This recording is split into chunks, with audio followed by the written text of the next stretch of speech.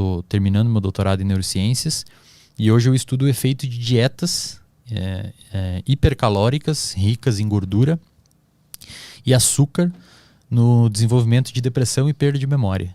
É uma parada muito louca, assim, mas há algum tempo já se sabe que se você tem sobrepeso ou obesidade, e principalmente se você tem diabetes tipo 2, que é aquela diabetes que você não é aquela... A diabetes tipo 1 é uma diabetes que quando você é pequeno, seu sistema imunológico enlouquece e ataca as células do seu pâncreas, que é o lugar que secreta insulina. E aí você fica diabético. Você não secreta insulina, que é o hormônio que vai lá na sua célula, abre a célula para entrar glicose. Aí a glicose, o açúcar no sangue, fica no sangue ali e você é diabético. A diabetes tipo 2 é uma diabetes que você adquire. Então, se você é uma pessoa muito sedentária e come muito açúcar ou gordura também aumenta a chance de desenvolvimento de diabetes. Mas todas as gorduras ou aquelas gorduras boas de abacate, não, amendoim, gorduras saturadas. as ruins, aquelas. Exato, fritura e tudo mais. E principalmente frutose, não de fruta, tá? Não de fruta. A frutose que eles chamam de xarope de milho rico em frutose, que tem em bebidas de refrigerante, Coca-Cola e tudo mais. Agora a Coca-Cola vai xingar vocês aqui que a gente está falando da Coca-Cola. A gente já se sabe há muito tempo que o consumo desse tipo de alimento leva você, aumenta a probabilidade drasticamente, se associado a um sedentarismo, de você desenvolver diabetes tipo 2. Então o seu corpo meio que ele não aguenta o tranco. Você vai ali, o seu pâncreas consegue secretar insulina, é eficiente em secretar insulina no início. Você come uma bomba de açúcar doce todo dia, o pâncreas vai lá, não, vamos lidar com essa bomba de açúcar aqui, vamos botar na célula e vamos usar. Só que com o tempo ele fala assim, cara, você tá de sacanagem comigo, você tá comendo isso daí todo dia, vou parar de trabalhar. E aí o seu organismo não consegue responder mais à insulina, ou o pâncreas diminui a secreção dela. Ou o seu corpo não reconhece ela mais, ou o pâncreas diminui a secreção dela. E se viu que pessoas com diabetes tipo 2, isso já na década de 90 já se sabe, em estudos epidemiológicos, que você faz estudos com um grande grupo de pessoas. Você olha, sei lá, a população de 200 mil pessoas, vamos ver o que um tem e o que essa mesma pessoa que tem essa doença tem também, para ver se a gente acha alguma coisa que coexista na mesma pessoa. E depois a gente vê se tem relação. Na década de 90, se descobriu que pessoas com diabetes tipo 2 têm uma maior chance de desenvolver doença de Alzheimer, que é uma doença neurodegenerativa caracterizada por perda de memória. Por que é neurodegenerativa? O nosso cérebro ele tem células, como qualquer outra região do corpo. Só que as células do nosso cérebro são células muito funcionais e muito especializadas. A gente chama elas de neurônios. Não são só neurônios que tem no cérebro, tem as células também da glia. Mas vamos focar nos neurônios, que são as células funcionais, as que fazem eu esticar a mão aqui para conversar, eu fazer movimentos e tudo mais. Essas células do nosso cérebro, elas consomem glicose também, e a insulina atua nessas células. Então lá na década de 90 se descobriu que pessoas com diabetes tipo 2 que têm problema com secreção e ação da insulina no corpo, tem aumento da chance de desenvolver Alzheimer. O Alzheimer é uma doença que mata esses neurônios ou eles começam a perder drasticamente a sua funcionalidade até que eles começam a morrer. E mais recentemente, nos anos 2005, 2006, se descobriu que pessoas com diabetes, na verdade pessoas com aumento do açúcar no sangue, independentemente se tem diabetes ou não, tem uma chance aumentada de desenvolver Alzheimer. E mais recentemente, uns pesquisadores, o mundo todo estuda muito Alzheimer, porque é uma doença que não tem cura hoje, os tratamentos são muito limitados e o principal fator de risco é o envelhecimento populacional. Então, quanto mais velho você é, mais chance você tem. E a gente está vivendo mais. Então, é uma doença que está acarretando mais pessoas, né? Mas os pesquisadores perceberam, aqui no Brasil tem um grupo do professor Sérgio Ferreira, da Federal do Rio de Janeiro, que eles estudaram muito a relação da insulina no cérebro. Ou seja, se descobriu que a gente tem esse hormônio que o pâncreas secreta no cérebro. Você tem ele no cérebro. Só que os neurônios, Arthur, diferente das nossas células musculares, eles não precisam de glicose para funcionar. Eles não precisam de insulina para entrar a glicose. Nas nossas células do corpo, a glicose, o açúcar, ele só entra se a insulina estiver ligada no receptor. Se a insulina não está, ele não entra. que é um quadro de resistência à insulina no diabético. Você não tem insulina, o açúcar não entra. No cérebro, não precisa da insulina. É um transportador que é independente de insulina, mas a insulina está lá. E os caras começaram a se perguntar, mas que diabos que a insulina está fazendo no cérebro? Se a célula do cérebro não precisa dela para captar glicose. Aí começou a se perceber que a insulina ela é extremamente importante para processos de neuroplasticidade, que a gente pode falar depois, que é a mudança física do nosso cérebro frente às nossas experiências, e para o armazenamento de memória. E os pesquisadores começaram a observar também que cérebro de pessoas com Alzheimer apresenta um quadro de resistência à ação da insulina. Mesma coisa que um diabético apresenta no músculo.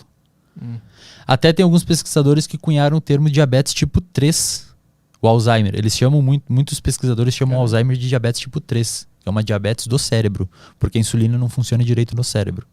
E aí tem uma rede de pesquisadores que estudam, então vamos dar medicamentos que protegem a pessoa contra o diabetes, como por exemplo metformina, para ver se protege o cérebro da pessoa também. Eu sou um desses pesquisadores que eu trabalho nessa linha hoje.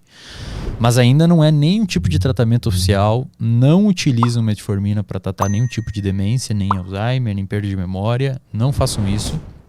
Mas hoje se estuda a ideia do quê? Se o Alzheimer é muito parecido neuroquimicamente com a diabetes tipo 2, vamos tentar tratar o Alzheimer como a gente trata a diabetes tipo 2 e ver o que acontece. Para eu entender, então, vocês tipo assim, transformaram numa fórmula a diabetes e perceberam que ela é parecida ou é igual à fórmula do Alzheimer?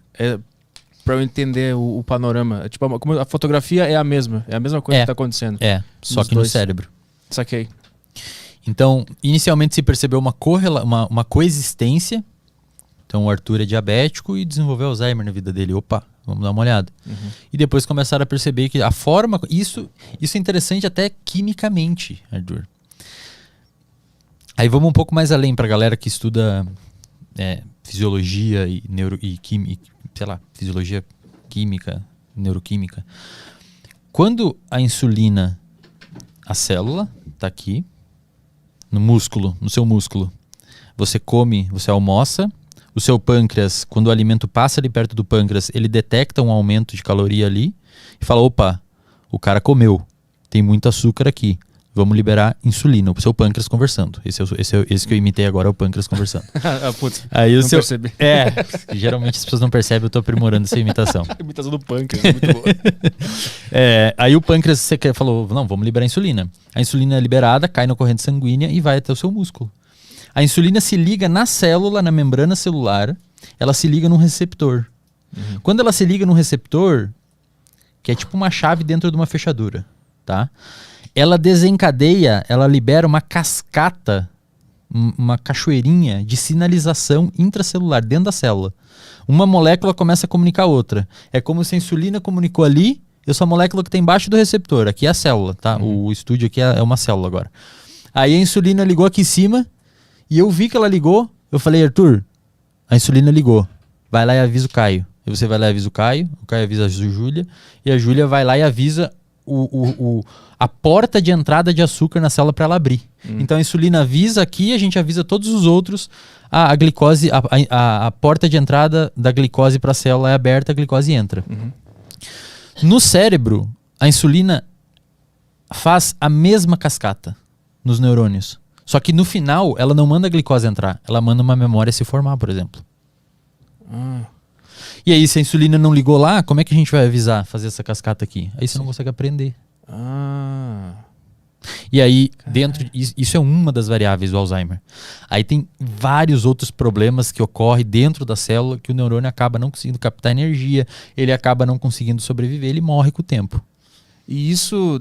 Tipo assim, um dos fatores de risco que tu disse é envelhecer. Envelhecer. Tem como é que tu previne, porque todo mundo vai envelhecer, como é que tu previne ter isso? A alimentação é a chave? A alimentação é uma das chaves e em 2019 o Michel Lourenço, um amigo meu da UFRJ, publicou um artigo na revista Nature, uma revista científica muito prestigiada. Sempre que vocês ouvirem Nature, Science ou Cell, são revistas, é a tríplice fodona das revistas científicas, são artigos muito bem feitos. Muito difícil publicar. Todo pesquisador quer publicar lá, e todo pesquisador que publicar lá e não sair comemorar depois tem que ter uma conversa séria, porque a pessoa provavelmente tem algum tipo de ou desvio de caráter ou problema mental. Ou tá comendo mal. E aí ele publicou, o Michel Lourenço e o grupo dele, hoje professor da UFRJ, publicou um artigo mostrando que quando você faz atividade física, o seu músculo, ele libera um hormônio chamado irisina. E essa irisina, então você pode entender a nossa musculatura, como um órgão endócrino que libera hormônio. Essa irisina, quando ocorre a contração muscular, é liberada na sua corrente sanguínea, ela sobe até o cérebro e ela impede uma proteína chamada beta-amiloide, que é uma proteína que está alta em pessoas com Alzheimer. Então hoje tem essas duas grandes vias que são estudadas por que causa o Alzheimer. A via da insulina no cérebro e a via da beta-amiloide. A da beta-amiloide se estuda um pouco mais de tempo, ela é muito bem caracterizada também. Esse hormônio que a contração muscular libera sobe até o cérebro e impede que essa substância beta-amiloide tenha efeito tóxico sobre o neurônio. E isso foi muito bem demonstrado pelo Michel. Então, você fazer atividade física é um estímulo altamente protetor para o seu cérebro. Isso tanto do ponto de vista de evitar o desenvolvimento de doenças neurodegenerativas, como a doença de Alzheimer, né? Tanto para evitar doenças mentais, transtornos psiquiátricos como ansiedade e depressão, tanto para aumentar a performance. Então, se você é uma pessoa que faz atividade física, a sua memória é melhor, o seu foco atencional é melhor. Você tem uma capacidade de resolver problema mais apurada e você tem uma capacidade de lidar com problemas que não são resolvidos melhor do que uma pessoa que não faz. Então, quem teve problema com a pandemia aí, imagino que tenha percebido os efeitos benéficos da atividade física e de uma dieta equilibrada e do sono. Tá? Essa é a tríplice. Se você tem uma dieta equilibrada, e eu não estou falando aqui de comer frango sem sal e batata doce o dia inteiro. Estou falando de comer comida. Uma comida, sei lá, real, de verdade, né? Batata, massa, isso, arroz, exatamente, carne, feijão, ovo. tudo mais. Exatamente, perfeito. Porque o pessoal come muita bosta industrializada, né? E isso que fode. Fast Muito, food cara, é horrível, né? Cara, pra cabeça. Aquilo induz um quadro inflamatório sistêmico no seu corpo. É complicado. É meio que você come uma doença ali, sabe? E não é pra não comer. Um patrocínio Burger King. Não é pra não comer. Mas também não come todo dia. É que tem gente que come todo dia. Come no final de semana, entendeu? Não precisa virar uma pessoa extremamente pirada com esses rolês. Come final de semana, não tem problema nenhum. Mas pratica atividade física, tenta manter um sono regular e tenta comer bem pelo menos durante a semana, ali uns 4, 5 dias.